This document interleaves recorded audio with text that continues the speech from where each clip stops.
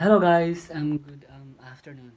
I'm not sure what time is it in the Philippines, pero good afternoon sa inyo dito sa time ko.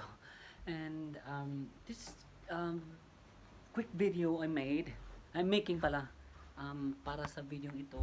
I'm just going to show you something I got because it's been a couple of days since I've been talking to this lady who posted a thing online regarding the stuff na pinamimigay niya. Yes, I got something again na libre.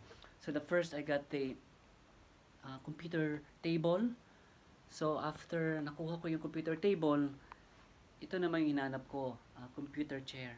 So I searched online, and the good thing is meron sila dito sa UK ng tawag dito online online app na pwede mo gamitin to look for a thing na libre. Oo, you heard it right. Lahat ng mga libreng bagay na dito may mga taong nagpo-post din na pinamimigay.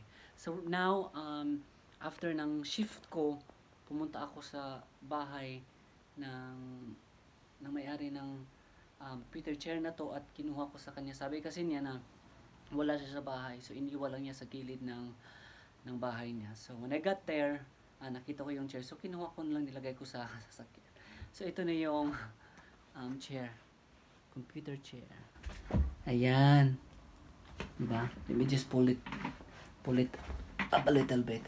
May konting defect lang siya, pero it's not gonna be hindi naman siya makaka-epekto sa sa purpose niya. So matibay pa rin naman.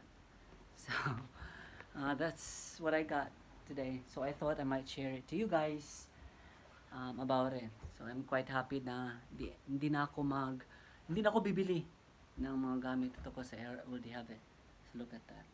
Oh, my chair na at sa computer table.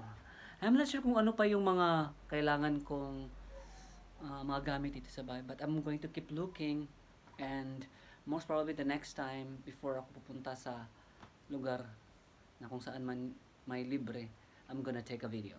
Okay? So I think that's all for this video guys. Salamat, and see you all next time. Peace out.